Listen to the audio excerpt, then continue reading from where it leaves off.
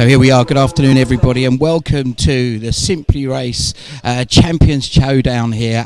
This is an opportunity for us to celebrate a year of Simply Race, and to do that we've got some of the UK's best up-and-coming racing drivers are going to take part in a fabulous challenge to raise some money for their chosen charity. We'll run through a little bit about the racing in just a moment. We're going to get a chance to do two 8-lap races. We've got 12 drivers competing in identical Porsche GTE cars, the same sort of cars that you'd see racing in the World Endurance Championship at Le Mans. Guys like Nick Tandy and Patrick Pilet and these sort of guys will be racing those things regularly. But some of the guys that we've got here are very, very experienced in all kinds of sports car. On pole position, Charlie Robertson, the current European LMP3 champion. Alongside him, Jake Hill, BRDC Rising Star, raced in British GT Porsche Super Cup and also in BTCC last year. Then Michael Epps, third position on the grid, a bit of an expert here at this circuit, so watch for him. The young man who's raced in the States in single-seaters and has also raced in the VW Cup. Going to be racing for Team Hard this year. Look for those distinctive pink and green colours and his car out on circuit in just a moment. Number 4, a very familiar surname, Brundle. Not his dad Martin, it's Alex. Alex, of course, podium finisher at Le Mans in LMP2, racing in all kinds of sports car racing at Daytona last year, and single-seaters previous to that in Formula 3 and Formula 2. Alex, first time here, as is Jake, so they're going to find it a bit of a challenge against some of the guys like Michael Epps and Bradley Philpott, who we'll come to a little bit later on. So, getting ready to go, and not long before we see the lights come on for this first 8-lap race. 8 laps around the fabulous Brands Hatch Grand Prix circuit, 2.6 miles of the sweeping Kent countryside. The cars are ready to go. What a fabulous sight this is. Watching for the lights to come on. Further down the grid, we've got Ross Gunn, the British GT4 champion, in 5th on the grid. Jordan Albert, who will be racing the car that Ross raced this year, in fact, this year in the Beechdean Aston GT4. Alex Albon, Lotus development driver, F3 driver. Will Tregertha, Ginetta Junior driver, does a lot of work on sims as well. Bradley Philpott, who's an expert at this place, who's represented Peugeot in the Nürburgring 24 Hours and also in the Racer Champions. And right at the back we've got Ramon Pinheiro, but it's a bad start from, I think that was Jake Hill. Got a very bad start, but a really, really good start. And round the outside we see the car's slicing up the hill. Oh, actually there's carnage, cars going off left, right and centre. Well, I think we've managed to get the damage limited in terms of who's actually got away with out retiring race. And I think I did Jacob disservice there. He got a great start, in fact. He's there in second place, I think that is, just behind Charlie Robertson from pole position. And we'll wait to see the times and the positions update in just a moment. We'll get a chance to see who was in that melee of cars that ended up off at Paddock Hill Bend. Not surprising really, is it, when you get 12 very competitive drivers all fighting for position that early on. Charging down the hill under the Johnny Herbert Bridge into Hawthorns. You see a scrap as they turn in. Ross Gunn ahead of that scrap there, just ahead of Jeremy Boxberger. That's the 4th position scrap that we see there. And a lot of air there from the drivers. They're all taking plenty of curb. They're really finding every little advantage they can. It was actually a really, really good run through there from Ross Gunn. I think he managed to make a little bit of time up there on the guy's one, but he gets sideways. It looks like Gunn spun the car. He's put the car backwards off at Sterling's. A couple of other cars bouncing across the grass on the exit. Charlie Robertson, though, who leads the race, the young man who is a European LMP3 champion, a factory Ginetta driver, just signed a 5-year contract, a former Ginetta GT Super Cup and Ginetta Junior champion, so Ginetta through and through. The young man from Surrey, a bit of contact going into Paddock Hill Bend there. I think that was David and David Williams and Brad Philpott. David actually came up from Southampton last night to compete for the final position on the grid here as one of the wild cards, I suppose you could say. He did a fabulous time to do that. But Brad Philpott is not only an extremely good racing driver, but a very, very good gamer, knows this place very well. But at the front, it's interesting. Robertson and Hill seem to be getting their heads down. Alex Brundle and Jake Hill, two of the drivers who never been here before, never been on these sims before, and they seem to have got on with it very well. Not quite sure about Charlie's experience in these things so far, but he's certainly doing what he does best, which is leading a race from the front. Both these guys have won races here at Brands Hatch in the past. Jake Hill winning in Ginetta Juniors, and also being very, very quick in Ginetta G50 and making his touring car debut in 2013. Charlie, as we said, raced in Ginetta Juniors for a couple of years, was in the top 3 in the first year of racing, and then won the championship in his second year, moving into single-seaters in Formula 4. Let's see what the gap is. It's sort of fluctuating around about 3/4 of a second. Last lap there, 1:28.6 for Charlie, 1:29.2 for Jake. Let's see if that gap's come down. Well, in fact, actually, that time it was a 23.1 and a 23.2. Both of these guys have dropped the rest of the pack. They've just disappeared away. And it looks now like Jake Hill has taken a bit of time out of Charlie Robertson going into Graham Hill Bend. He's got good momentum. It's a good overtaking spot here into Sterling's perhaps, but no, Robertson covers the inside there. He's going to be aware of the fact that his fellow Ginetta racer, or ex-Ginetta racer in the case of Jake, is right on his tail. Alex Brundle, meanwhile, is lapping a little bit slower than those two guys, but is doing a really good job, because in his own words he said, I'm not very good at this, and he seems to be got his head around it pretty quickly. And only 2 laps completed, but look at this Hill. Really good run down the inside. Robertson ducks out of that move, though. That could have been a very interesting move into Sheen Curve. And it certainly looks like it's a matter of time now before Jake Hill has a real serious go at Charlie Robertson. Both these young men, part of the BRDC's Rising Stars program, and Charlie moving into the Superstar section with the success that he's had and fabulous performance last year in its first year in LMP3, sharing, of course, with the legend that is Sir Chris Hoy, the 7-time Olympic gold medal winner in cycling, moving across the racing cars. They've been part of the Nissan program in the past, but really adapting to racing prototypes with the development that those guys have done. Ginetta got such an incredible portfolio of machines for drivers to race. And of course, one of the current drivers in that series is Will Tregurtha, currently in 8th position in this race.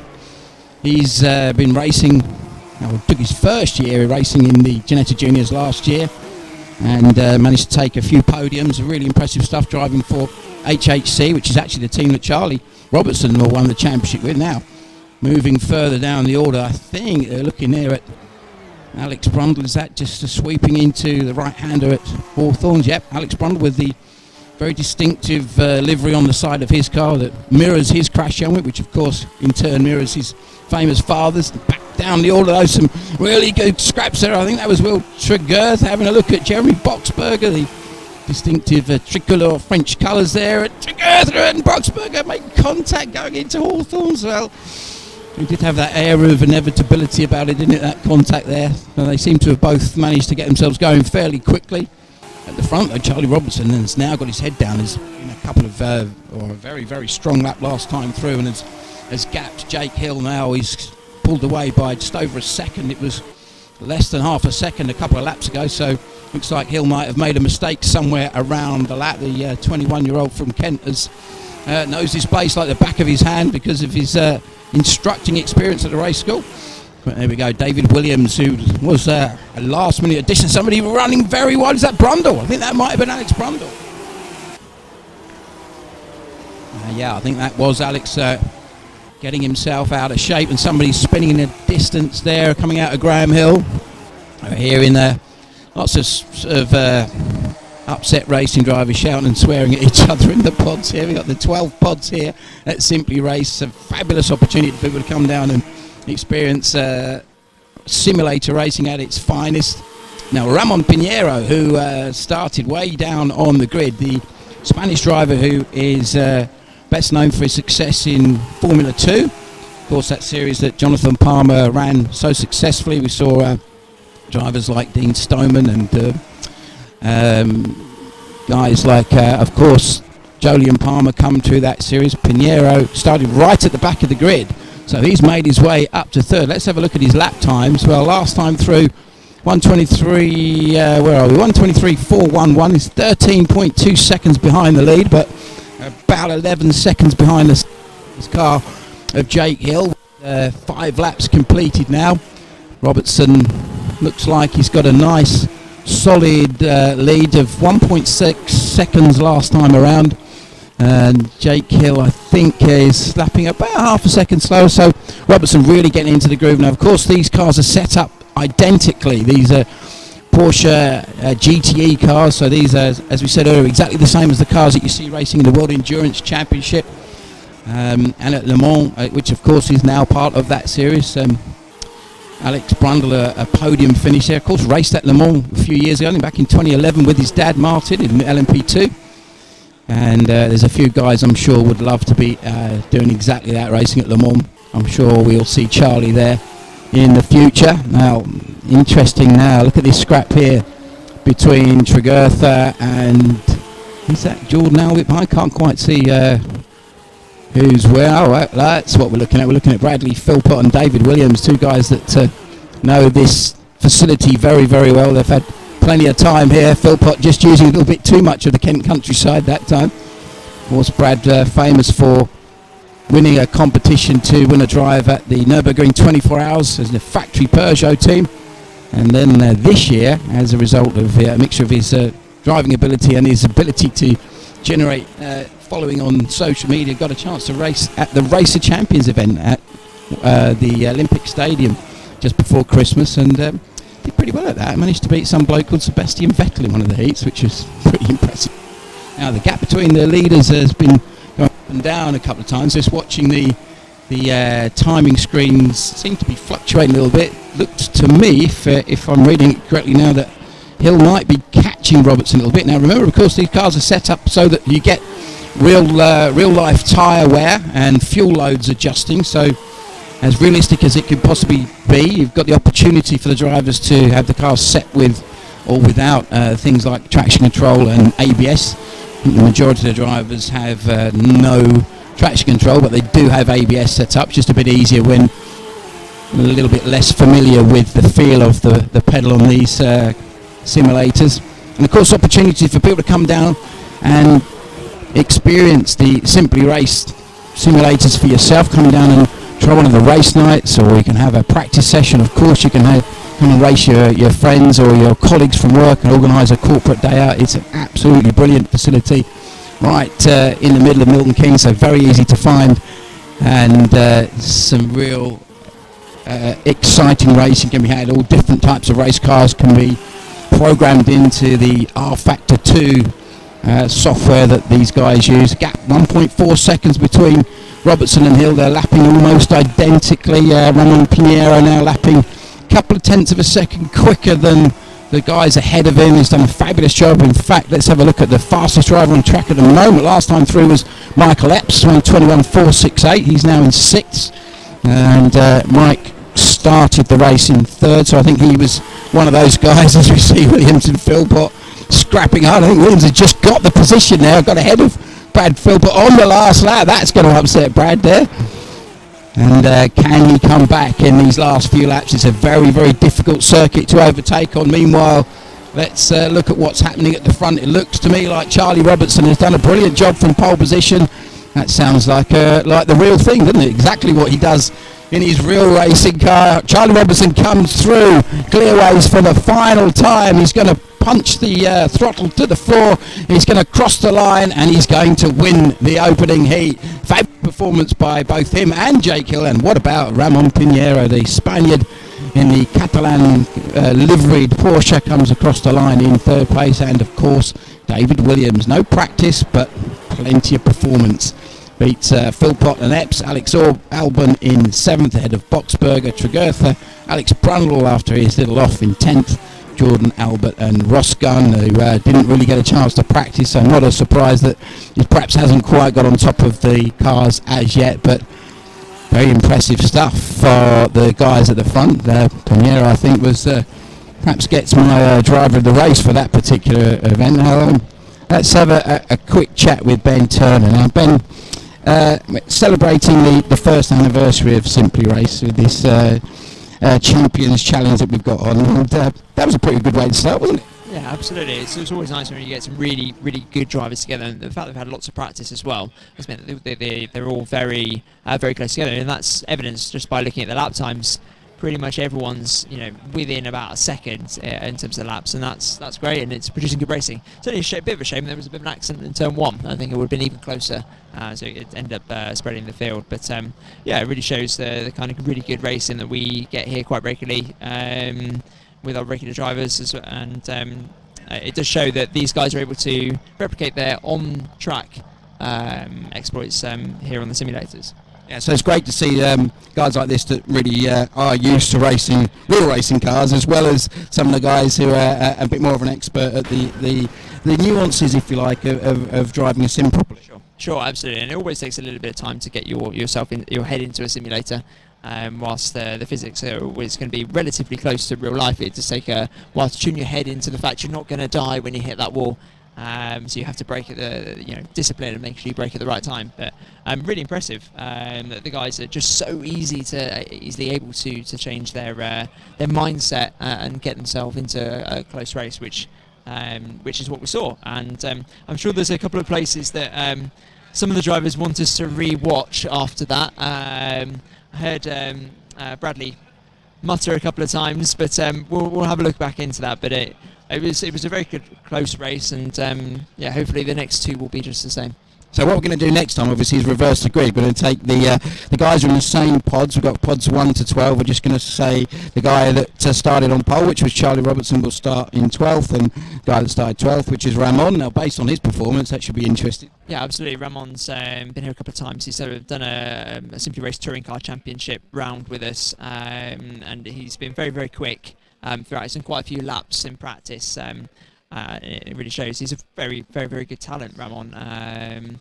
So it would be interesting to see what it's like for him on pole. If he can get away cleanly, I think he'll do very well. Should be interesting. Now, I don't know if we get a chance to get a replay, maybe, Ben, of that incident on lap 1. I think Darren's going to have a chance to see if he can go through his work his technical wizardry and see if we can get a chance to see what happened. And certainly all I saw was a blur of Porsches and colour and dust and lots of rather colourful language coming from the room, I think. Let's have a look.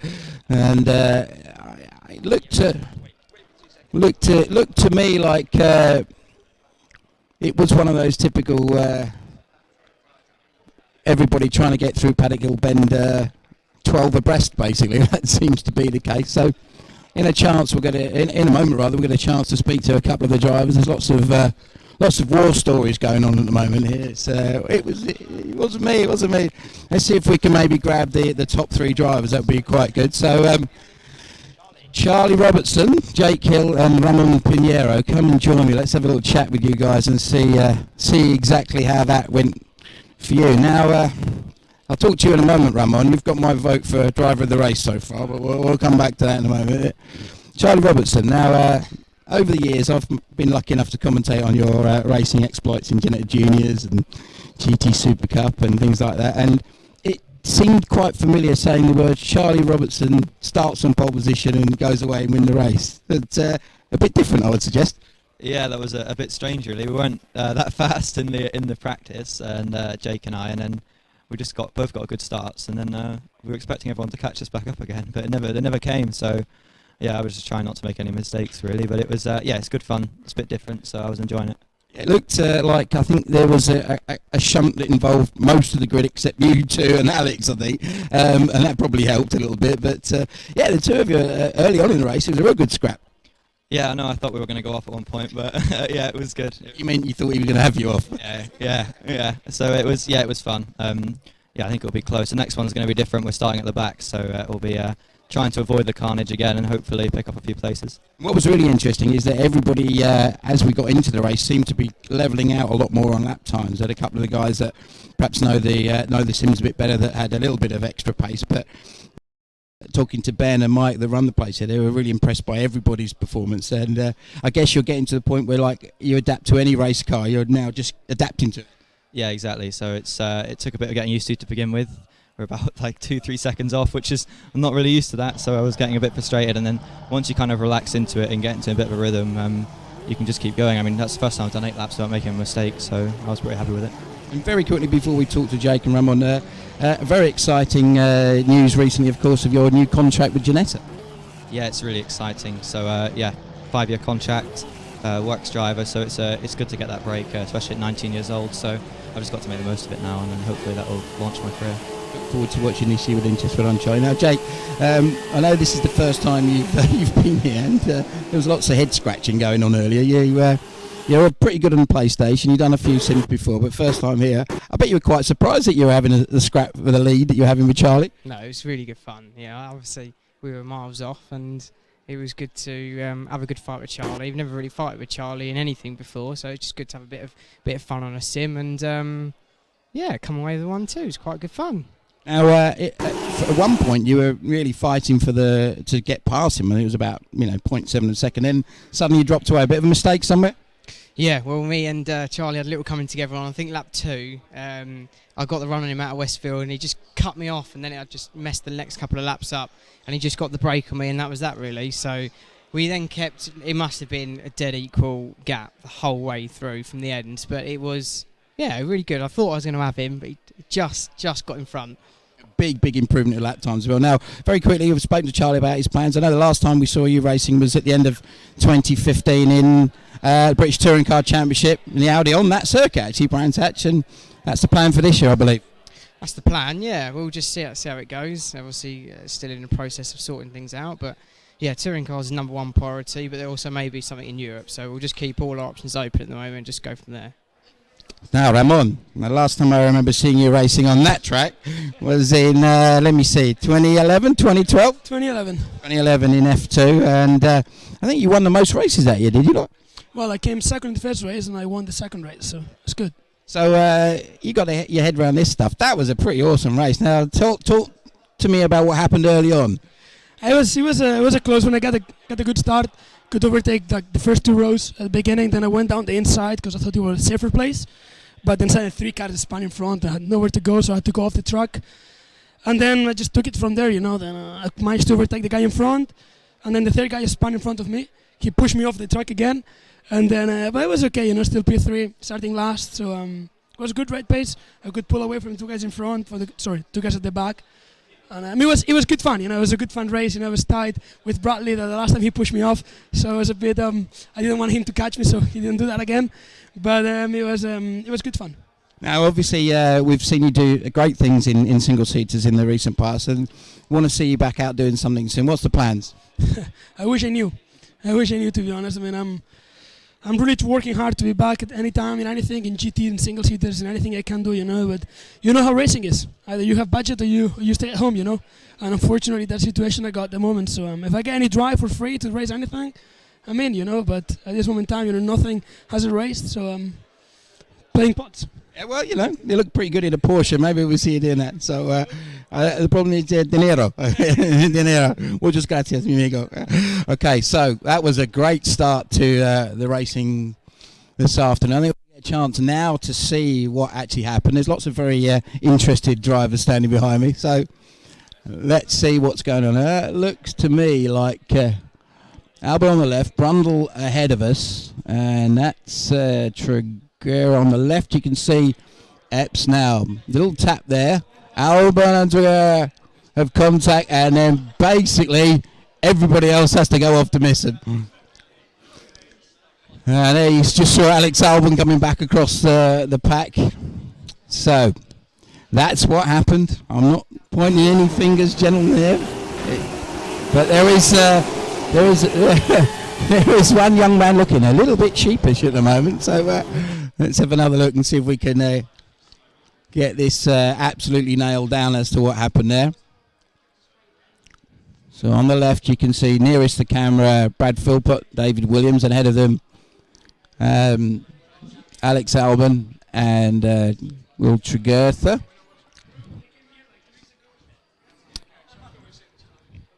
So there we go. Got a chance to at least see pretty much what happened, Ben. Any penalties, Ben? I think there'll be a small points penalty for one of the drivers. Will, just a little bit ambitious on the inside. That was the car that we were following on the replay a second ago. Nothing intentional there, I think, but he'll get a points penalty, which means he's less likely to start higher up in the grand final. So when you're running your events here, is that exactly what you do? You run it similar to, real motorsport, if you like. The drivers, if they do things that are a little bit out of out of the ordinary, shall we say, then you'll look at it. Absolutely. Obviously, we recognise that simulator racing is generally quite a lot harder than things like go-karting, where you're in a sort of very small engined thing. And it's very light, it's quite manageable. Whereas a lot of the cars that we race here are quite tough. So we apply an eye to it that kind of we look at it and say, was that their fault or did they just lose control? But yes, we actively obviously discourage negative sportsman-like behaviour. That's a very nice way of putting it. Negative sportsman-like. I like that. That was a weird way of putting it. So we encourage sportsman-like behaviour. That's a better way of saying it. But yes, so we very very much looking for good racing rather than bumper cars. Or sometimes you go on your Xbox or whatever, you play it. Whilst I absolutely don't think simulator racing is the same as that, but you might play say Forza online, and you might get lots of people smash into you, and that's something that our live stewards can prevent against by watching replays back live as we see it. Interesting stuff. So we're going to get the guys ready to race once again. This time we're going to see a reverse grid. So the drivers that started on pole position, which last time of course was Charlie Robertson and Jake Hill, were on the front row, so they're going to be at the back. This time we're going to see Ramon Pinheiro and Jeremy Boxberger starting at the front of the grid. Just check that grid is correct. I'm just looking at those. That order is not exactly the reverse one that we saw from earlier on, so I think that will be jiggled about in just a moment. I'm starting to get a bit of a feel for the lap times. Sort of a low 1:21 was the quickest lap that time, was Michael Epps, who finished 6th, recovered from that chaos that we saw at Paddock Hill Bend on the first lap. But interesting, the top 5 drivers are all lapping within 1/10 of a second of each other now.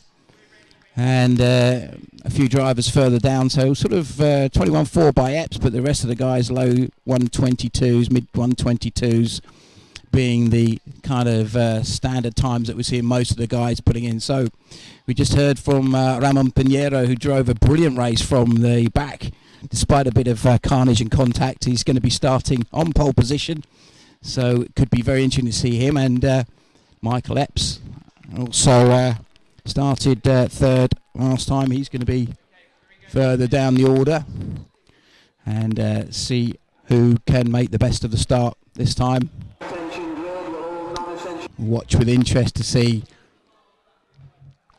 whether the drivers that we saw earlier are going to be able to capitalise on the experience they got from race 1. There's still quite a lot of the guys that are learning this sim, learning this technique, learning the cars, of course, these fabulous 500 horsepower plus Porsche RSR GTE cars, like we see racing in the World Endurance Championship, racing on the magnificent Brands Hatch Grand Prix. So it looks like a Porsche Carrera Cup race lined up at Brands Hatch, but I can assure you these cars are a lot more effective. Watching for the lights, another 8-lap race, and away we go. And looks like it was a good start from our pole man. Seems to have just about edged away around the outside. We've seen a couple of cars trying to make a little bit of elbow room. Somebody across the gravel, that looked like it might have been Brundle, wasn't sure. We'll wait for a second. The timing screen will update in a moment. A lot of people running very, very wide. I think we just saw Jordan Albert being one of those guys that ended up in the gravel, sweeping down the Boxberger. Looks like he's lost a bit of time at the start. Jake Hill has gone through another couple of spinners in the background. I think one of them was Alex Alban. The other might have been Michael Epps, I think. Not quite sure. Oh, there's Epps, so it wasn't him. We're just looking for flashes of colour that's giving us a chance to work out who's where. Pinheiro leading from Philpott, Alban, Epps, Tregertha, Boxenberger, Robertson, Gunn. And now we're starting to see it all shake out and work out who's where on this first flying lap. Pinheiro already got his head down, working away, the 24-year-old Spaniard in the distinctive Catalan colours of his Porsche, leading Bradley Philpott in the red and black car. There goes Michael Epps there, getting a little bit of curb. The 23-year-old racing in the VW Cup, and across the grass again goes Philpott. There seems to be a line of choice for Brad. Another driver who knows this place very well. Both these guys are equally as experienced at racing on this sim here. Now we're seeing Pinheiro, I think at the moment, if you were to stop the race now on points, would be the points leader with a third and what would be a first if these guys continue scrapping behind him. We're looking at the lap times will start to appear in just a moment. We'll get a bit of a feel for who's been able to get the best flying laps. A little bit further down the order, Auburn, it looked to me like Auburn spun early on, but I think he maybe, I might have misaligned Alex there, or maligned even, Alex, and he seems to be going very, very well. And we're looking for some lap times in just a moment. 1:30.9 for Pinheiro on his first flying lap, 32.5 for Brad Philpott in second place, and 32.8. Now there's Jake Hill going into into Surtees, charging up the hill behind Alex Brundle. There's a bit of a scrap going on with those guys. We'll see some swearing and shouting coming from the pods. Albon having a little look down the inside on Jake Hill. Was that Jake into the wall there? I think he's managed to get it all sorted out. Oh dear, frustrating. Well, actually, Jake did Porsche Carrera Cup in 2014 and had a spin across the grass there. For real, cost me a lot of money that. Anyway, but Pinheiro has really got his head down. He's starting to pull away, just under 3 seconds the gap last time through. And further down the order, Epps now has got himself ahead of Bradley Philpott. There is Epps, almost drifting the car into Paddock Hill Bend. Really outstanding technique. He's dropped Brad Philpott now by quite some time. I wonder if there was some contact there maybe. Or perhaps one of the drivers maybe got a little bit out of shape. Difficult to say. There's Alex Albon, the single-seater star, who'd been racing in single-seaters in the Formula Renault NEC series and also European F3. Went off and raced at Macau for the first time this year. They're one of the Lotus development drivers. And he is sitting there now in 7th position, just behind our race 1 heat winner, Charlie Robertson, who has made his way through from the back of the grid. Started right at the back. He's now up to 6th position. I think a lot of that chaos and carnage has made it a little bit easier for Charlie, taking nothing away from his ability. As we were saying earlier, a lot of these guys now are really starting to get their heads around how to get the most out of the performances. Some of that involves, as you've just seen, a few shortcuts here and there. Walter being one of those, the Ginetta Junior driver up into 5th position. And we've started mid-pack. Had a bit of contact in the first race going into Paddock Hill Bend, but seems to be driving a little bit more of a measured race at this stage behind Jeremy Boxenberger in the very distinctive tricolour liveried Porsche, a bit like the IMSA Matmut performance colours that you've seen guys like Patrick Pilet race in the past in WEC and such like. And let's watch and see what's happening a little bit further down with David Williams, Ross Gunn, Alex Brundle, all embroiled in a bit of a scrap, seeing who's where. I think Brundle, Gunn, Williams are starting to fight pretty close to each other.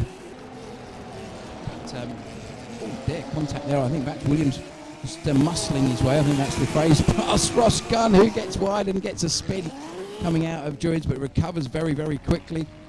I think Jordan Albert and Jake Hill might get a chance to perhaps make a bit of time up as a result. Certainly Jordan Albert. Now this is interesting because, of course, Ross, there goes Jordan up the grass, heading up towards the Kendigan for a pint, I think, at that point, but a bit young for that.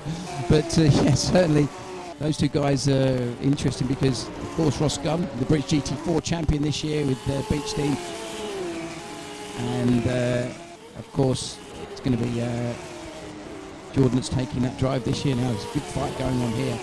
Jeremy Boxenberger, Will Tregertha and Charlie Robertson, 4th, 5th and 6th, lapping very close to each other. Let's see what their lap times were last time through. 24.6 for Jeremy, 24.1 for Will and 24.6 for Charlie. So interesting that they're that close on lap times now. Halfway through the second heat, we're getting a chance to see who's dealing best with the change of the feel of the car as the tyre wear starts to have an impact on the performance of the car.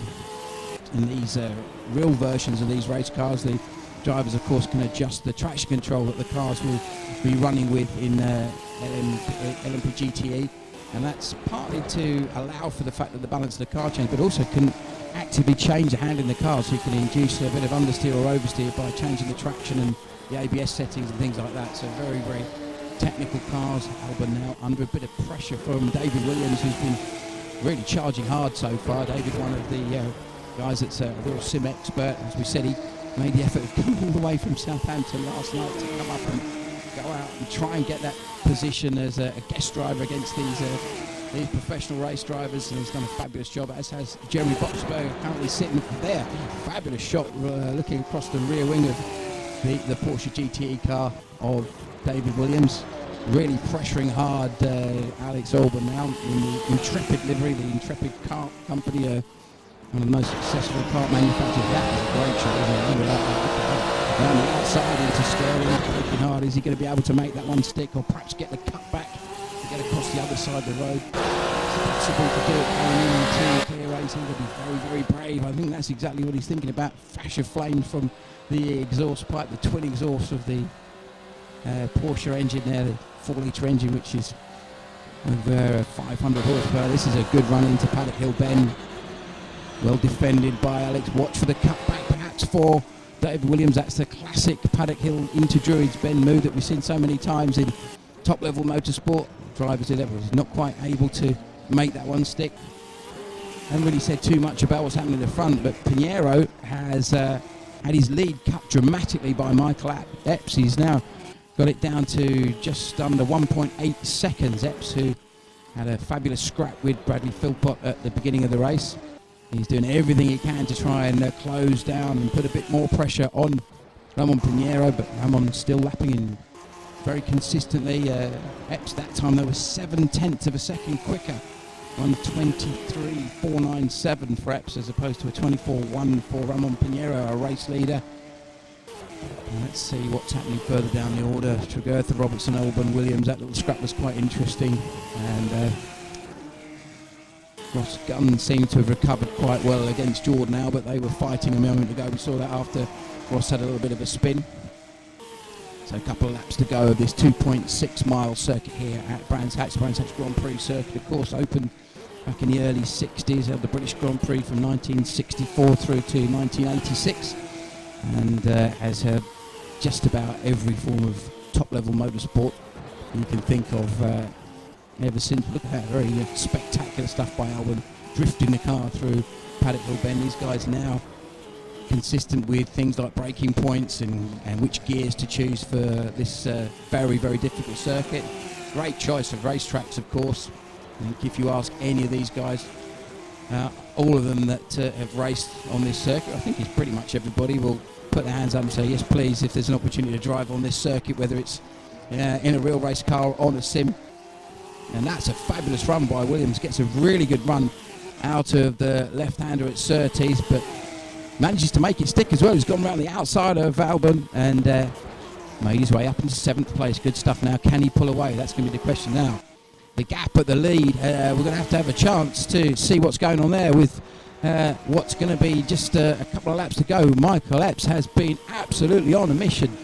23.2 for Epps that time and 23.4 for Pinheiro. The gap as they crossed the line, just half a second, exactly half a second. And surely Michael Epps, the young man who's racing for Team Hard this year in the Volkswagen Cup, hence the distinctive pink and green colours that Tony Gillam's team run so distinctively in British Touring Cars, Volkswagen Cup. They're racing British GTs this year and going to be pretty much everywhere. But Epps is going to be putting more and more pressure on Pinheiro.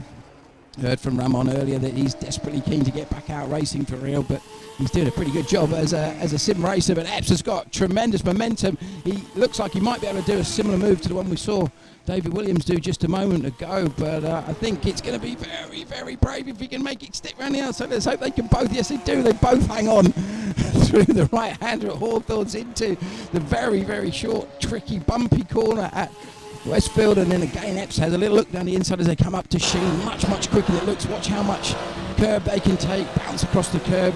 And now he's trying to go around the outside into Sterling's. That's going to be a tough move to pull off, but possibly the cut back as they come out. Oh, sideways over Epps, he just hangs onto it. Fabulous car control by Michael Epps. This is the last lap. This is going to be an absolute charge to the flag. Pinheiro under huge pressure from Epps. Is he going to be able to hang on? Let's have a look and see. Ramon Pinheiro comes across the line and wins it by 0.2 of a second. What a fabulous race by both Pinheiro and Michael Epps. Bradley Philpott takes third. Jeremy Boxberger brings the car across the line in fourth. Charlie Robertson just behind Will Tregurtha. And David Williams. Oh, who was out of the line? Was that Williams and Albon, I think they were? Or was that perhaps Tregurtha? I couldn't quite see what was going on there. That was Robertson getting done by Williams on the last lap. And then is that Charlie going off after the flag? Can't quite see. And Alex Brundle bringing it home in eighth ahead of Ross Gunn, Alex Albon, Jordan Albert, and then Jake Hill after that incident out the back of the circuit, finishing at the back of the pack. So frustration for Jake, but a tremendous performance by Pinheiro and Epps. Now let's see if we can get a chance to have a chat with these guys in a moment, get a bit of feedback. Some very exciting racing going on there. So Michael Epps, let's have a little chat about your race. That was frustratingly close to winning that race.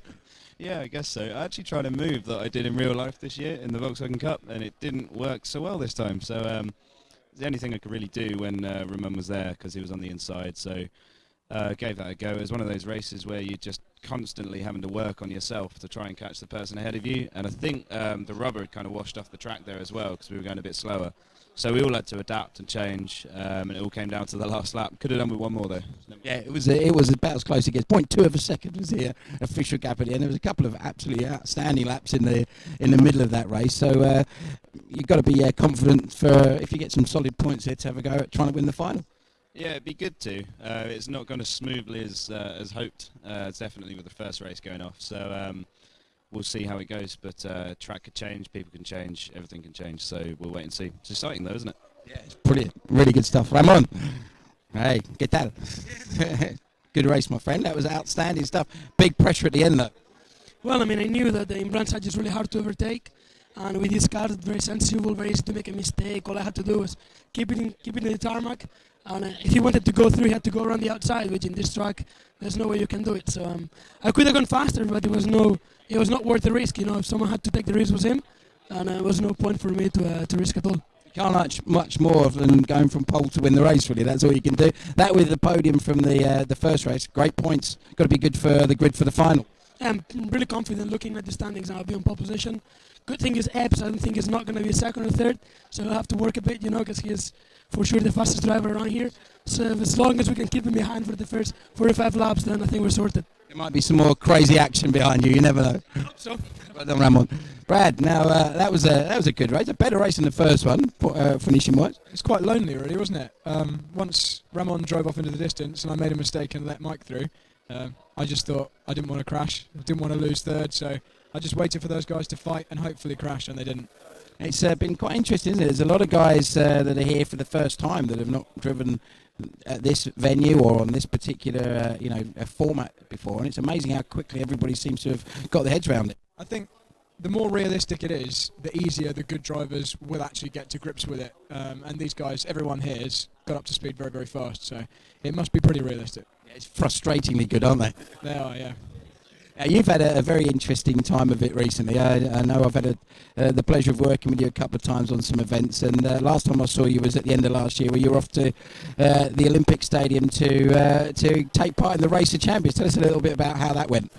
Yeah, went very well actually. I was there actually really skills challenge, and I did quite well in that. I think third overall in the pro skills challenge, and then had the bonus of getting to actually take part in the main rock itself.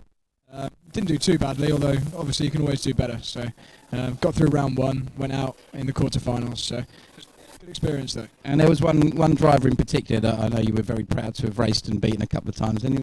Some German guy. I don't know, some guy wearing red. Yeah, Sebastian. A nice. Sebastian Vettel got beaten by Brad Philpott. There you go. So well done, mate. Great race. So we'll get a chance to see in a moment how the points are working out. I think Ben's doing his maths at the moment, and we'll have a chance to see who's going to be starting where for the final. A 15-lap final, and going to give some of those drivers. We heard from Mike Epps, for example, saying another lap would have been nice. Well, he's going to get almost twice as many laps for this one, so no excuses on amount of time out there on the circuit.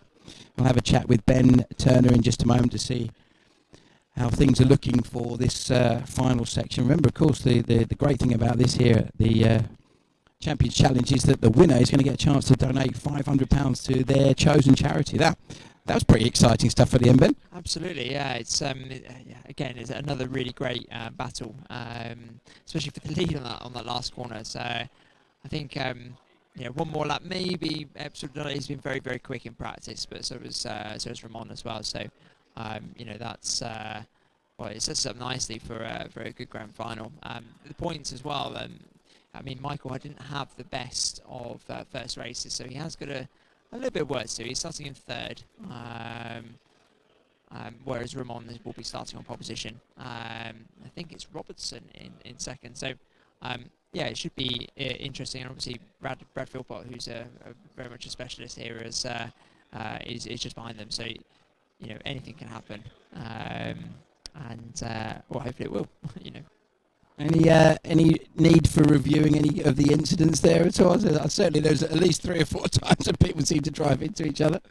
I'm not sure if we've dished out any penalties for that one at all just yet. We haven't got time, that's what it's potentially. Also, I'd be interested to talk to the drivers. I haven't been able to yet to ask if there's any in particular they want us to review before we crack on with the next race. It could be a long and tiresome evening if we had to do like the real life kind of clerk of the course review. You tell me your bit, you tell me your marshal's report, all that kind of stuff. I think these guys are taking it very, very seriously, though. You can tell that there's a hugely competitive streak running through every single one of them. Absolutely, and it was very obvious from when we started practice at 3 o'clock today. They were actually waiting to get on the simulators from our previous group, so it took a while for us to get them on. They were straight on. Absolutely silent as well, with concentration and analysing their data as well, which you can do on our website, which is fantastic. So that was able to find some of them a bit of time where they weren't sure where it was. Just like they do in real life, they can analyse data.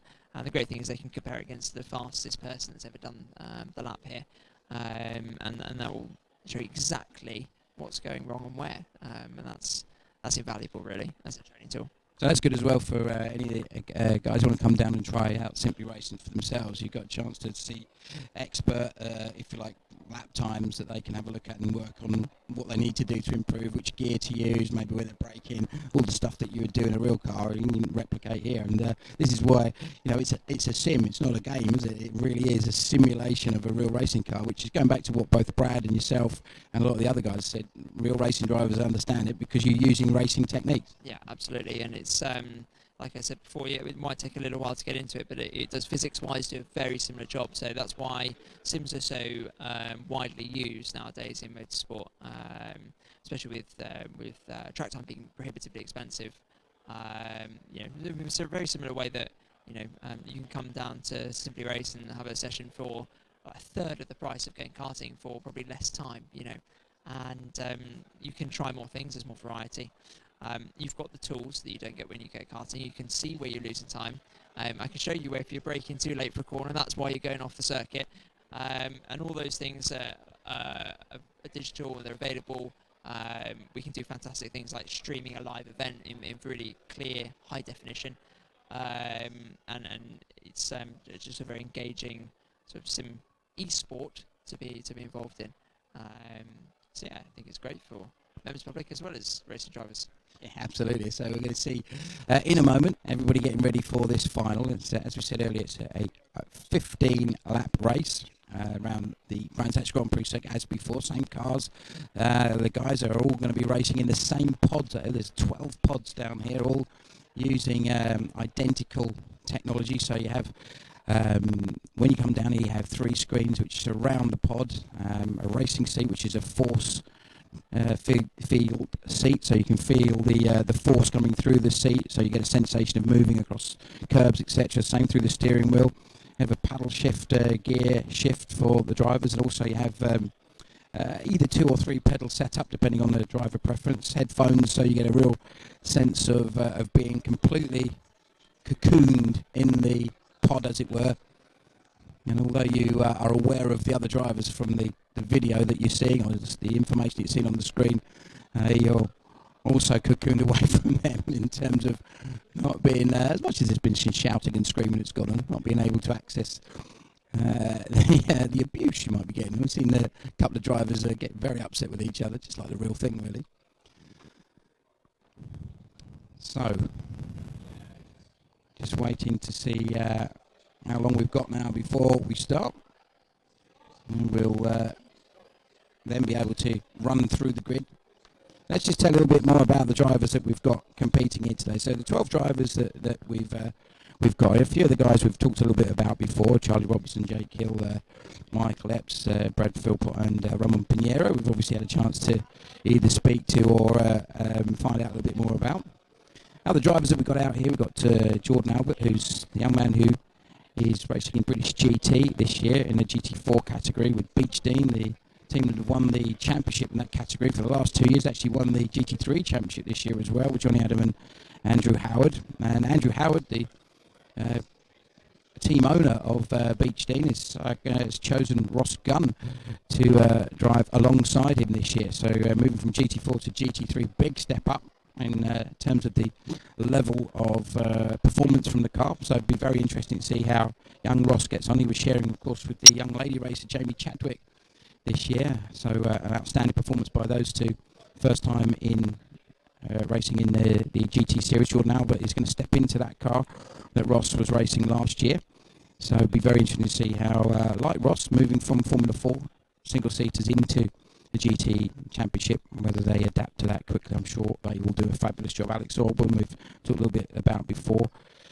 A lot of experience, a very, very successful karter. They're moving into Formula Renault and Formula 3 racing.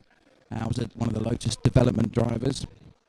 And Will Tregertha, who has been racing for the HHC team in the Ginetta Junior Championship. You've seen that racing, of course, alongside the British touring cars. Some of the best racing you'll ever see, Ginetta Juniors, and there's a few drivers in the event here that have raced in that. Charlie Robinson won the championship. Jake Hill was runner-up in the championship. Charlie won it in 2012. Jake won it was runner-up in 2010, and Will's going to have a crack at trying to win it this year, of course.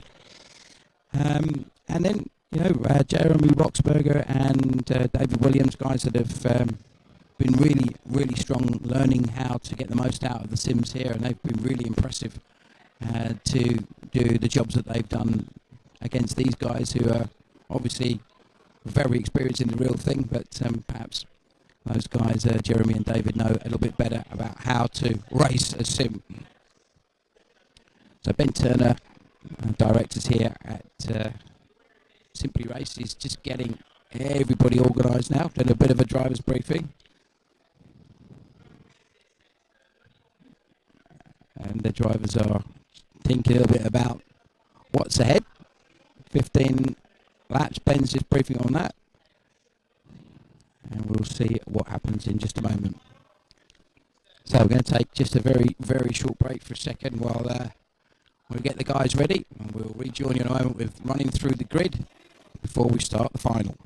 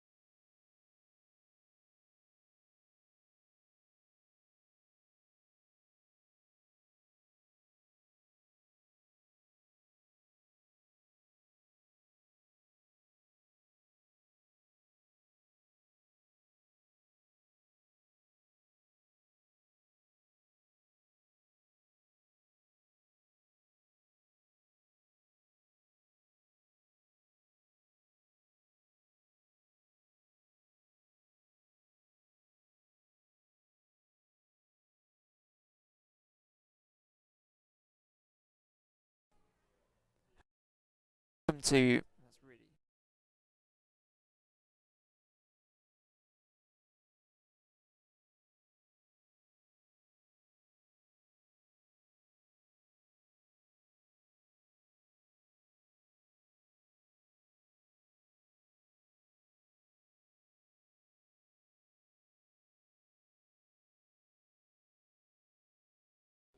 So, ladies and gentlemen, if you're watching the stream, we'll just be going live with the grand final in just under 2 minutes' time.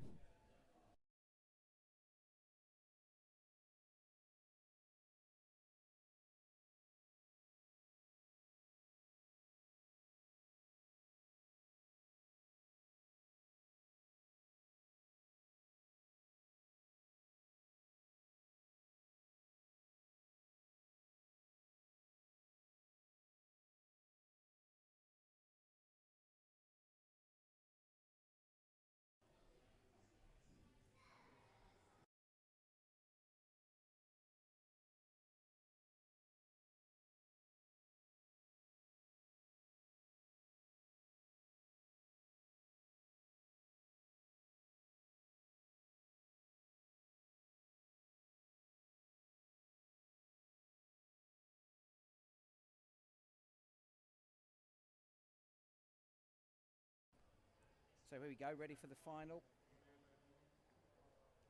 Darren, is that okay?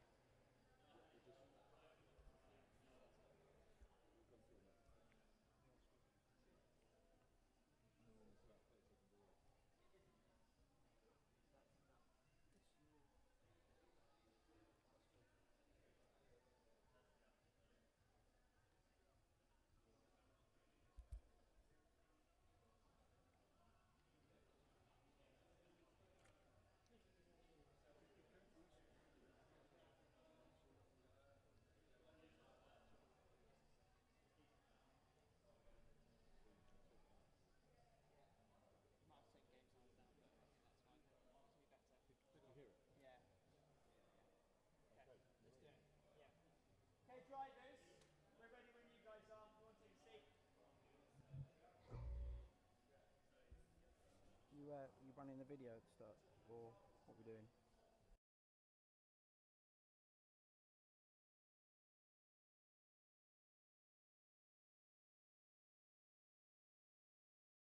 Attention grid, will all non-essential personnel leave the grid now?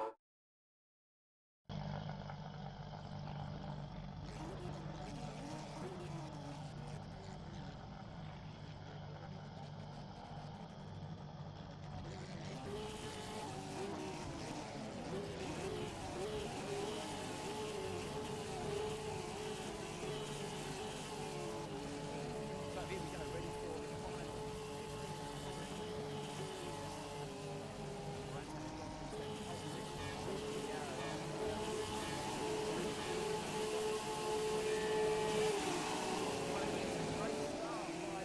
Both of the guys on the front row.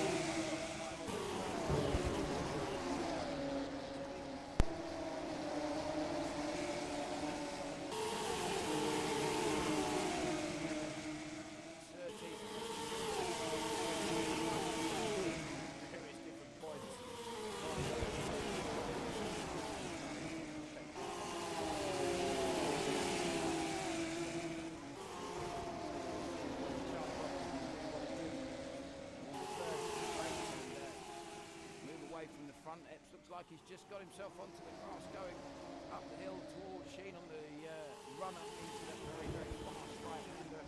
Coming through the previous corner at Westfield, I think it looks like he's got a little bit of contact with somebody. The average with Earth one of the guys that is showing. Whereas our runners at the very front, Robertson is our race leader. Some real side-by-side action across the start-finish line Lots to play for in this final. Bit of contact there between Tregurtha and Philpott through Paddock Hill Bend, side by side under the bridge into Druids, braking very late and very hard. Such a difficult corner. And they're still side by side. This battle's going on, and neither of them are giving each other an inch at all. It's going to help David Williams and Jeremy Boxberger behind them. They've both got a run at those two guys ahead of them who are fighting. And they've realised that Williams is perhaps going to be able to sneak down the inside if they continue that intensity. And Pinheiro, meanwhile, though, 0.2 of a second. Oh, now what's happened there at the front? Charlie Robertson has dropped down the order significantly right to the back, right behind Jake Hill, but ahead of Alex Brunderson. There must have been some sort of an incident there. Pinheiro is our race leader, the pole man under pressure from Michael Epps, Bradley Philpott. So that was our 1, 2, 3 in the previous race, in the second of the 8-lap heats. And Pinheiro said that he was confident he could defend from Michael Epps. But this is a very different proposition. This is the end of the first lap. And certainly that means that there's lots more opportunity. Oh, Philpott goes round. He spun. Whether there was contact, I'm judging by the shouting and screaming that's coming from Bradley at the moment. He feels aggrieved by that. But that means our race leaders, Pinheiro and Epps, are gone and up the road now. They have a gap of around about, let's have a little look, about 4 seconds over the third place man. There's Philpott recovering. Did he go through the pits? I didn't quite see what happened there. Jake Hill's now made some big progress on that lap. He was right at the back. He's now up to 7th and behind Philpott. We'll see if there's a change with Philpott now recovering and putting pressure on Alex Alban, who in turn is behind Ross Gunn. Both those guys having a much stronger race here in the final, but side-by-side action. Philpott getting very frustrated. I think you could sense that it's a matter of time before he puts a move on Alban. It certainly looks like he's got really good momentum coming out of Stirling's up the hill. And side-by-side as they break for Hawthorns, is it going to be possible for Philpott cuts back there. What a great move. Really judged that perfectly and cut back on the inside by just outfoxing Alex Alban. And to get the move done, Alex has done, of course, most of his racing in Europe in single-seaters, so perhaps not as familiar with the Brands Hatch Grand Prix circuit. Okay, we know it's a sim, but still, it does help if you know the track well, as most of these guys have done.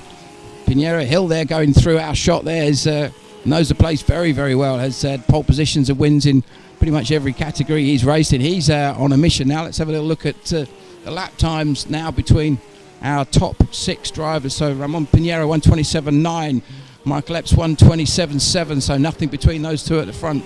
25.4 for Jordan Albert in third, a great lap time from him. And then the rest of the lap times are really all over the place. But the race lead is going to be, I think, closely fought for the duration of this race, because it looks to me like Epps perhaps has a little bit more speed in that car. But Pinheiro is quick enough and knows where to position the car. Both these guys know that anything silly and a bit of contact, and both of them will tumble down the order very, very quickly. They have a gap now of about 6 seconds between themselves and the third place driver, which is Jordan Albert. Great run from Jordan. He's made huge progress over the last couple of races. A man who, of course, raced successfully in Formula 4 last year, as did Ross Gunn, who's in 4th place. Philpott has recovered very well and is in 5th. Let's look at Brad's lap time, 1:26.4. So still a little bit off of the lap times that we've seen the guys at the front doing. 25.0 from Pinheiro last time through. And it means now that Pinheiro has just edged out, got a bit of breathing space. It means Epps is going to have to work really hard to close that gap back down again. Those two very distinct, very easy cars to identify for us commentator types. A nice distinctive yellow and red Catalan flag for Ramon, and the pink, green and white colours of Team Hard for Michael Epps. Both these guys absolutely on the limit of what these cars are going to do. It's going to be very interesting with this longer race to see how well they adapt to the changing conditions. Epps has a go down the inside, gets the job done. Michael Epps takes the lead from Ramon Pinheiro. A really, really late move on the brakes, really well judged. Pinheiro, though, has got good momentum. He's coming back at him. This race is certainly not over yet. Wonder if he could do a similar move to the one we saw Philpott do earlier. Gets the cut back. That's what he's trying to do. Trying to get the cut back into Westfield. Not quite got enough momentum. I think Michael Epps had that one covered very, very early. And this is where you can see these guys use so much curb. And it shows you just how realistic this sim is, because that's exactly what happens at Brands Hatch. If you take too much curb at Westfield, there's a real heavily serrated curb. And a bit of a dip on the inside of it if you take too much and dip the wheel over the other side. Pinheiro working very, very hard to try and stop Epps from getting away. This is going to be the significant couple of laps, I think, to see whether Epps can use his doubtless pace to be able to break away from Pinheiro. Now, Jordan Albert has closed in a little bit on these two guys ahead. Let's have a little look at the lap times. Jordan doing 25.3 for Jordan, about a second off of Pinheiro. So I think maybe where they were scrapping the previous lap, that may have helped Jordan get a little bit closer. But from fourth position, Bradley Philpott down to David Williams, Ross Gunn in sort of 7th, 8th. Jake Hill's now ahead of David Williams, I think, or is it Alex Orban? I couldn't see who swapped with who there, but the upshot is that the 21-year-old from Kent is up into 6th place. He's under big pressure from David Williams. I think he's the man that's on a mission there of that little pack of drivers having a look down the inside. Oh, contact between them both. Bit of a over-ambitious move from Williams. They drive into each other as they both try and recover. Really frustrating, as that was a good little scrap that was going on. They will tumble down the order because it was so close. Epps now has got his head down. He's really, really pulling away now. 2-3 tenths a second a lap now. And I think that means that, assuming he doesn't make any mistakes or have any problems with not coping with tyre wear, for example, and it's going to be very, very difficult for Ramon to close that gap down. I think his challenge is going to be fending off the impressive Jordan Albert in third position, who seems to be getting quicker and quicker as the race is going on. Brad Philpott is also doing everything he can to try and close down, but he's lapping at about the same pace as Jordan at the moment. So that gap between Jordan and Brad of around about 7 seconds is pretty much as it is. 24.393 is Brad's best lap, which was his last lap. 23.0 for our race leader Michael Epps, though, as we see the black and red car of Brad Philpott doing everything he can to try and firstly edge away from Alex Orban a little bit further behind, and similarly try to close down Jordan Albert. And I think he's in a little bit of no man's land at the moment. Neither of them are, the guys ahead and behind him are lapping that significantly different in terms of lap speed. And this is where you can see that the concentration really becomes key. It's very, very easy in this type of racing to get a little bit ambitious with being a bit too late on the brakes or a bit too early on the power. Obviously, remember, these cars in this format aren't running any traction control. In the real world, of course, the GTE Porsches will have a traction system that the drivers will use to obviously help the performance of the car, but also allow them to change the balance when the tyre wear goes away. There is Alex Orban, our man, in 5th position. But very, very sideways for Alex. That's exactly what we were talking about earlier, that sometimes the commitment of these guys is clear to see, and you get a little bit over enthusiastic on the throttle, and that looked like that was the case for Alex going through clearways that time. Look, Will Tregertha now under a little bit of pressure from Ross Gunn. How are their lap times compared to each other? Well, 23.5 for Ross, 23.7 for Will, so a couple of tenths difference between them. The Union flag proudly displayed on the roof of Ross's car, similar to the Beechdean Aston Martin that he used to win the British GT4 Championship in 2015 with his co-driver Jamie Chadwick. Moving into the GT3 class with team principal and former champion, current champion in fact, Andrew Howard. Epps now, going back to our leader, just having a look at what he's doing. Gap now 4.1 seconds over Pinheiro.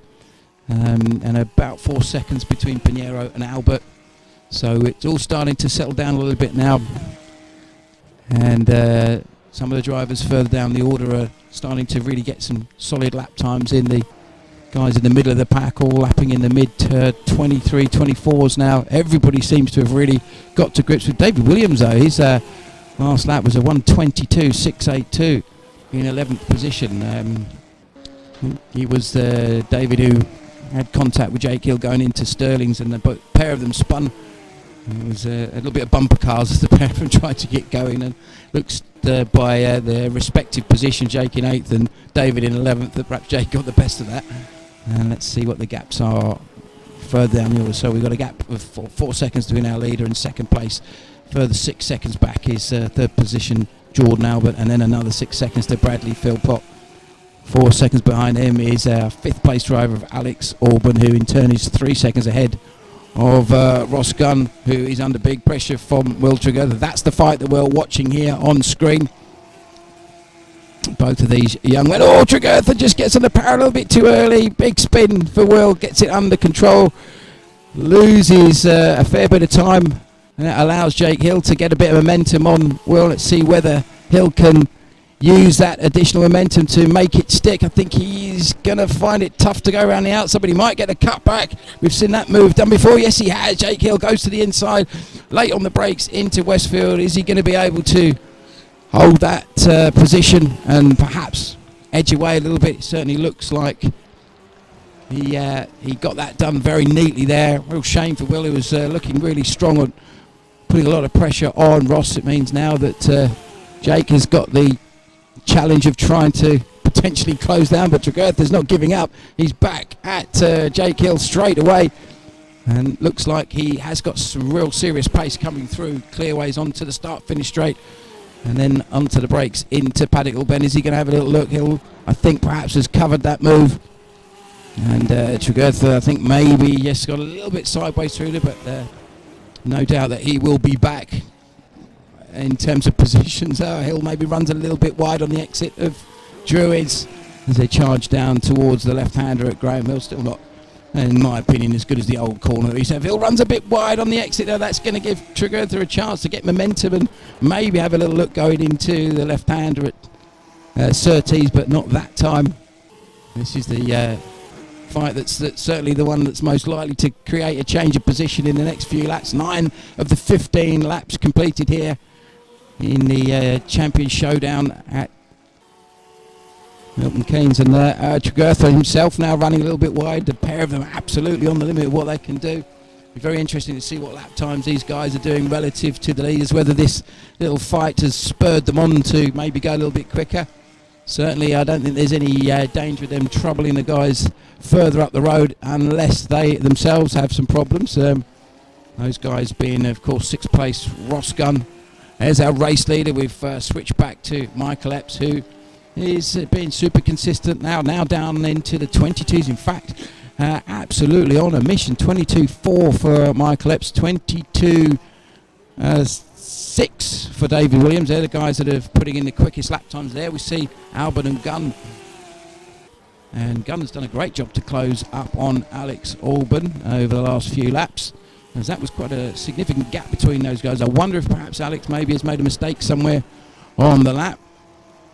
But certainly Ross Gunn has got the bit between his teeth. He's doing everything he can to try and close down on Albon as they charge down the back straight under the Johnny Herbert Bridge, and they're going to get onto the brakes into the right-hander at Hawthorne's fiercely quick corner. Very easy to run out of road, a very narrow curb on the exit there, as we just saw Will Tregether demonstrating tyre marks everywhere from all the carnage. Look at the air that those guys got underneath. There's a bit of a dip on the exit there of Westfield, which can catch drivers out here. Lots and lots of road to use on the exit, but very, very fast. If you take too much curb, it can unsettle the car.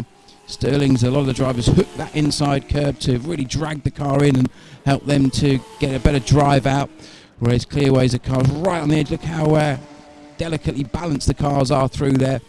And a real challenge to be able to get the power down early and get good momentum out of there. That's the key to a good run, especially when they're running on the Indy circuit, where obviously that start-finish straight is effectively the longest straight on the lap. Great view here from Ross Gunn, looking at the back of Alex Auburn's Porsche 991 rather GTE car, an RSR spec car that factory drivers like Nick Tandy, Patrick Pillay, Fred McAvecchi and the like will race in the World Endurance Championship, and also at Le Mans there. Of course, those guys are racing at Daytona this weekend. So it'll be very interesting to see if Poleman and Le Mans 24-hour winner Nick Tandy, Poleman in the class that is, can get to the Daytona win under his belt as well. Interesting to see Philpott there starting to take some big chunks out of Jordan Albert at this late stage in the race. The gap just exactly 2 seconds when they crossed the line last time.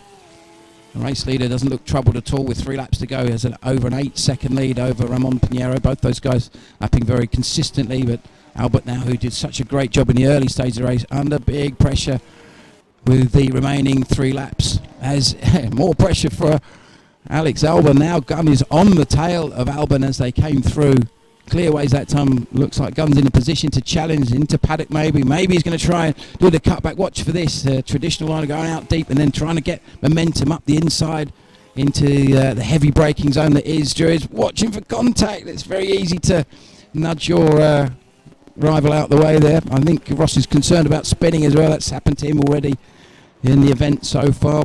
But really good run through Graham. Bit too keen though. Runs out wide. Track limits is what the officials would be talking about there. Been very heavily penalised over the last few seasons for that kind of stuff. And fights throughout the pack starting to go on. Albon and Gunn nose to tail. Albert and Philpott. Oh, there! Jordan Albert. Pressure got to him. And a spin for Jordan now. Key is how quickly can he recover. There goes Alex Albon. Now what's happened to Ross Gunn? He was with him a moment ago. Where's Ross gone? Ross Gunn gone, if you see what I mean. There he is in 6th. Jake Hill still shown in 7th. There he is, Hill with Tregurth behind him. Now we've got a great scrap with these 3 guys for the last couple of laps. Oh, was there contact there? I don't think Ross realised that Jake had so much momentum on him there and perhaps moved across in front of him. Those guys actually raced against each other for real last year in the British GT4 Championship and actually did have a really good scrap at Brands Hatch on the Grand Prix circuit. So interesting that they're reigniting their battle here in this final, and certainly it does look like that's given Tregurth a chance to close a little bit on Jake Hill. Ross Gunn looking very, very quick. He's instantly got himself back into a groove, and Hill under a bit of pressure. Tregurth looks like he's got momentum on Hill, but Hill just moves across and just defends early enough now. That means he's got a real job on his hand to try to keep Tregurth behind, but at the same time concentrate on driving as neatly as possible to see if he can close back down on Ross Gunn. This is 6th, 7th and 8th position that we're watching here, and Tregurth again very, very good on the brakes into left-hander at Sterling's, but perhaps loses out a little bit of momentum on the exit as a result. There we go, that's the view from behind Will Tregurth's car of Jake Hill's distinctive pink, blue and white machine. Hill taking plenty of curb there. Lots of commitment, a yellow flag being shown. Somebody's had a problem somewhere on the lap. Oh no, and Hill just a bit too keen, too much momentum. I think perhaps got caught out by what was going on ahead of him. Real shame for him. He was looking good for a scrap between him, Tregurth, and of course Ross Gunn to the end. Tregurth now has got a chance to try and close up on those guys ahead. This is our race leader, just 2.6 miles left of the Brands Hatch Grand Prix circuit for Michael Epps. Driven an absolutely superb race. 2nd place there is Ramon Pinheiro, race winner in Heat 2 on the podium. It looks like he's going to have a clean sweep of podiums in all 3 races. So if it was a points thing, he would be our champion, I think. But Michael Epps is going to be our outright race winner. Let's not jinx him. The commentator's curse and all that. There's Albon. And here goes Epps once again. And we saw a quick shot of Alex Albon in 4th position briefly before. That was Brad Philpott. The yellow flag's gone now. And I think interesting to see that Albert, Gunn, Hill, Tregurth are still being shown. It's perhaps because they haven't crossed the line as yet. I think that may well change. But this is it now for Michael Epps. Gets onto the brakes, turns right, knocks it down again, back on the power in the Porsche smoothly. Does it as he comes out of the final corner and crosses the line to take victory in the final for Michael Epps. Brilliant drive by him. Absolutely faultless stuff. Got himself into the lead early on past that man, Ramon Pinheiro, who himself has been absolutely superb in all 3 races, coming from the back to 3rd in race 1, winning from pole in race 2 and starting from pole but ending up just shaded into 2nd place and 3rd position Bradley Philpott has got himself on the podium, so he had some changes late on in the race. Philpott got himself past, and brilliant drive by him. But now let's see. Everything's shaking up as we cross the line. Don't know who's gone where and why, because the positions seem to be changing as we look at it, showing that Jake Hill in 6th, Tregurtha in 7th, Robertson in 8th. And we'll watch for it to settle down in just a moment. But I think it was Bradley in 3rd. Now what's happened there? And somebody stopped just after the finish line. Was that Charlie, I think, just crossed the line there? Oh dear, a little bit of afters there between Robertson and Williams. They're clearly not happy with each other. And all sorts of strange driving going on here. I mean, this is boys being boys after race. So Epps, our race winner, is off the road. Everybody seems to have had enough of it and just abandoned ship, I think. So Michael Epps, Ramon Pinheiro and Bradley Philpott were our top 3. We'll get a chance to speak to the drivers in just a moment. It all kicked off there, Ben, didn't it? That was pretty exciting stuff at the end. Yeah, of course. Yeah, I mean, like we've been saying all evening, it's when you've got high quality drivers, you'll see good racing, and they've kind of proved that again with a good race. Well done to Michael Epps, obviously. Some really good lap times, as well as a great move up the inside as well on Ramon, who also has done incredibly well this evening. I don't want to mention Jordan was just so close to kind of staying in 3rd, and actually that was almost a little bit unexpected from his qualifying position. It's a shame he wasn't on the podium, but I'm sure Bradley will gladly take his trophy away from him as well. Yeah, I think he was determined to try and get himself on the podium, so hopefully we'll get a chance to speak to our top 3 in just a moment. And I think there's a very satisfied looking Michael Epps sort of wandering in this general direction, so let's get a chance to see if we can have a little word with him. So our race with Michael Epps. Congratulations, Mike. Great drive. Thanks, man.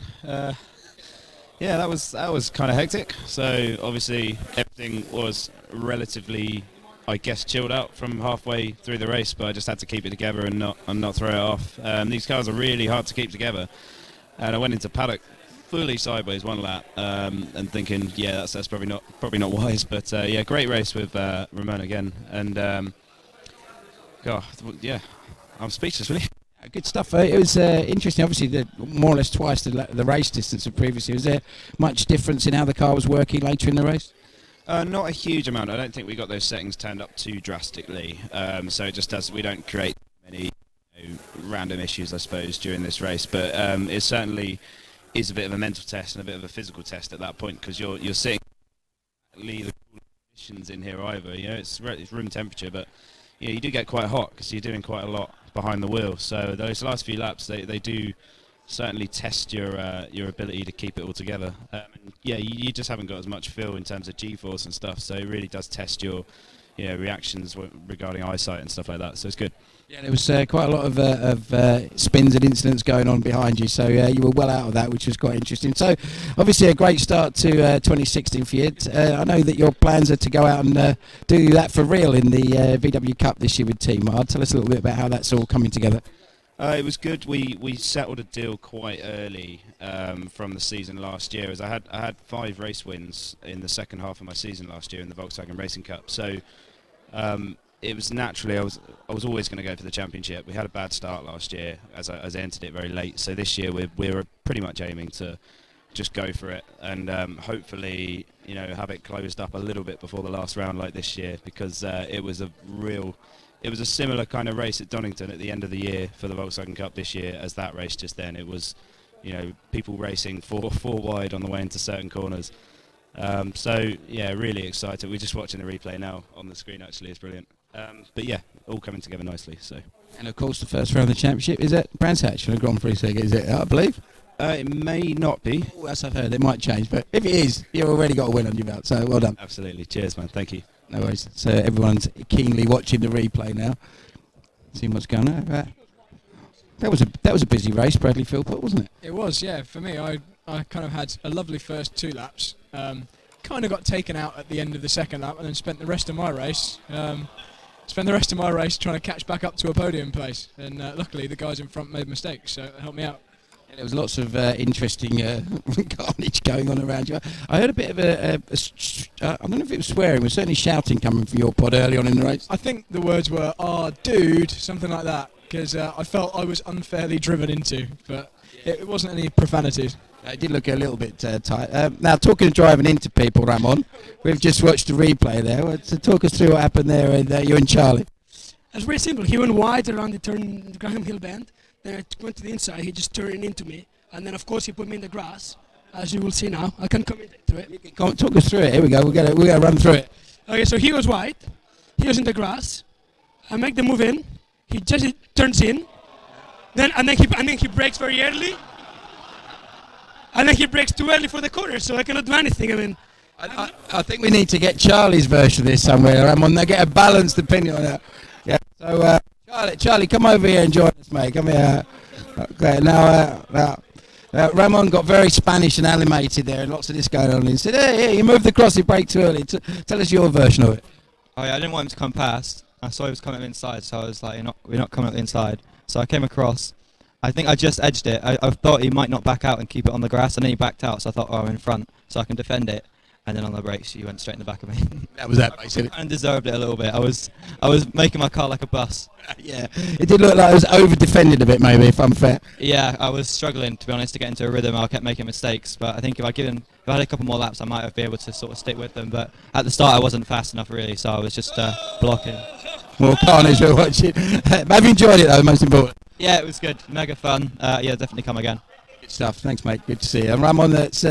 it's always entertaining when you watch this back, you know. And the great thing about it, of course, is no invoice at the end, like you get in the real racing. Well, I know. Otherwise, Bradley would get the £10,000 just for going full power to the pit lane. You know, I mean, maybe we should remind him the racing line is on the actual track. But it's okay. Yeah, he's at least there is safe. You know, he doesn't kick people out. You know, but it's okay. It was certainly an interesting a choice of performance line there. I mean, back in the day, you know, back in when Alex's old man was racing in F1, you could go through the pit lane flat. I'm not allowed to do it anymore, but hey. I was forced down there. So, and there were no personnel stood in the pits because it's sim racing, so it was okay. So what we've realised, everybody, is that it doesn't matter whether it's in a racing car for real or on a sim, these guys are just as competitive and just as determined to find every little advantage they can, whether it's across the grass, driving into each other, Ramon, or maybe going through the pit lane flat out, Bradley. So it's been some pretty exciting stuff. And I think it's been a real pleasure to see everybody here joining in the spirit of things and getting stuck in.